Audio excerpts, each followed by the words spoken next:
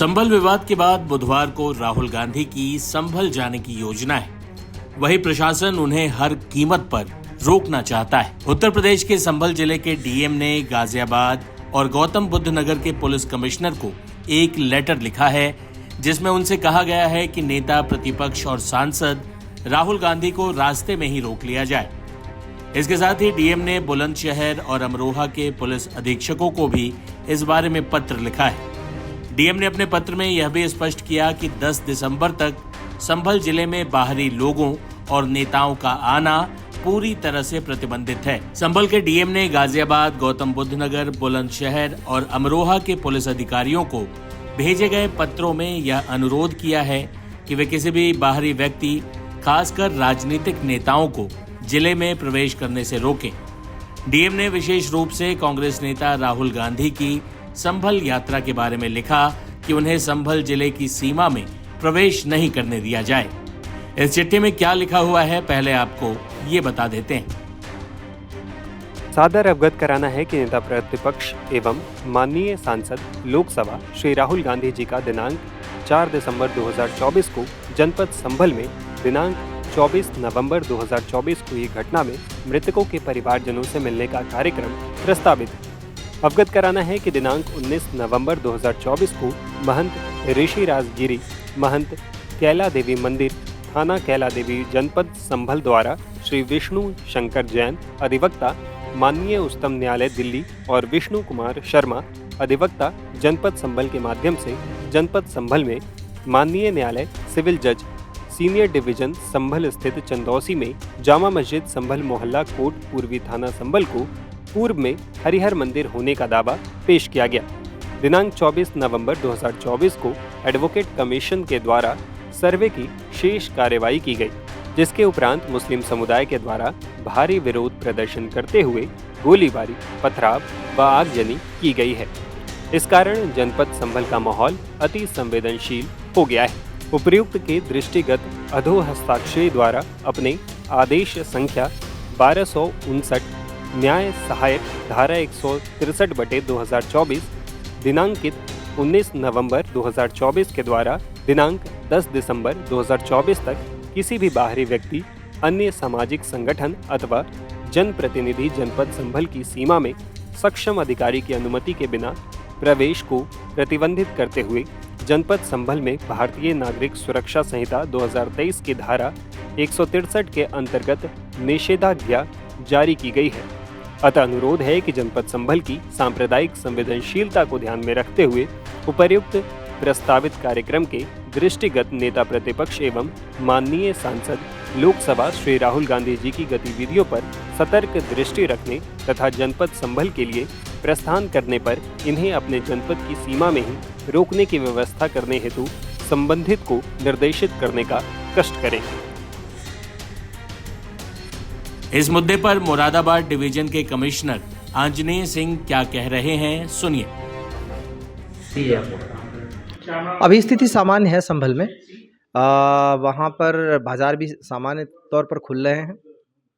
लोगों में confidence building measures लगातार लिए जा रहे हैं। लोगों का विश्वास बहाली को पुख्ता किया जा रहा है। लोगों के सहयोग से ही हम ऐसा करने में सफल हुए हैं और आगे जो घटना हुई उसके बारे में इन्वेस्टिगेशन जारी है। पुलिस अलग अलग एंगल्स पे जो भी है वो कार्रवाई कर रही है और तीनों काम बराबर से चल रहा है। जिलाधिकारी के द्वारा 10 तारीख तक वहाँ पर बाहर से लोगों के आने पर प्रतिबंध लगाया गया है।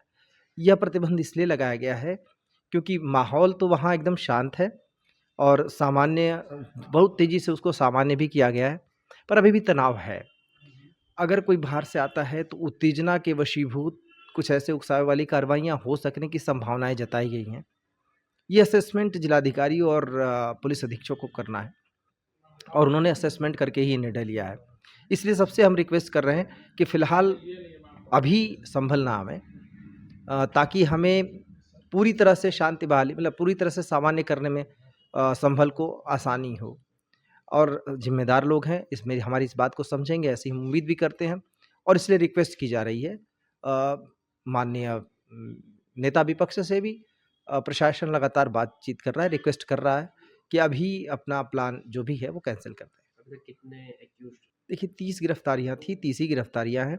मैंने पहले भी कहा कि इसमें हमें कोई जल्दबाजी नहीं है, न ही किसी के केवल नाम ले लेने से हम किसी की अरेस्टिंग करने वाले हैं। इसमें पुख्ता सबूत इकट्ठा करने के बाद ही किसी के विरुद्ध कार्रवाई होगी।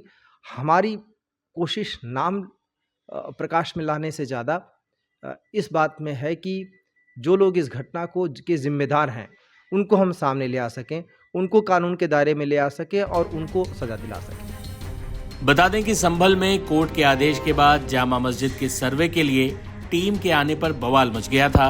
हिंसक घटनाओं में 5 लोगों की मौत हो गई। संसद में भी संभल के मुद्दे पर हंगामा देखने को मिला।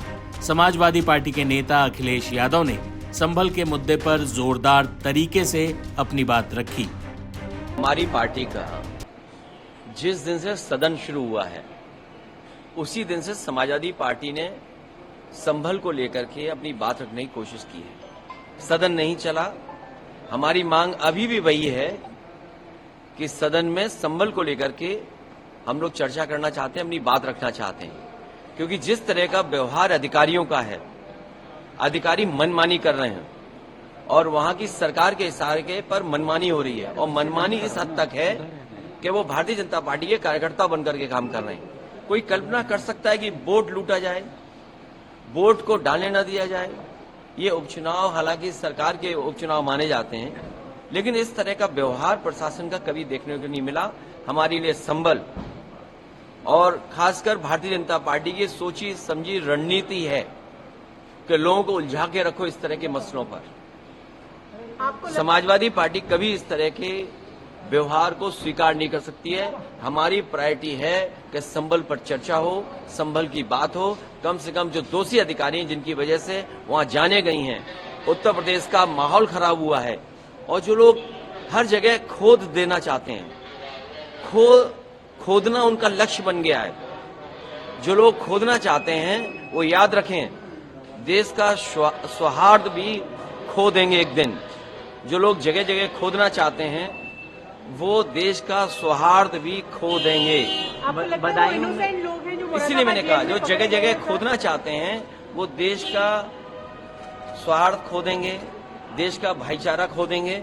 और ये सोची समझी रणनीति है जिसके तहत भारतीय जनता पार्टी इस तरह का काम जगह जगह पर कर रही है। वही नेता प्रतिपक्ष राहुल गांधी ने बुधवार 4 दिसंबर को संभल जाने की योजना बनाई। हालांकि संभल के डीएम ने चिट्ठी लिख पहले ही राहुल की राह मुश्किल कर दी है। ऐसे में देखना होगा कि प्रशासन की सख्त मनाही के बाद भी क्या राहुल बुधवार की सुबह संभल के लिए रवाना होंगे या नहीं, इस पर सस्पेंस बना हुआ है। अगर राहुल संभल की तरफ जाते हैं तो हंगामा होना तय है। हो सकता है कि राहुल गांधी को हिरासत में भी लिया जाए। बहरहाल इन बातों से पर्दा तो बुधवार को ही उठ सकेगा।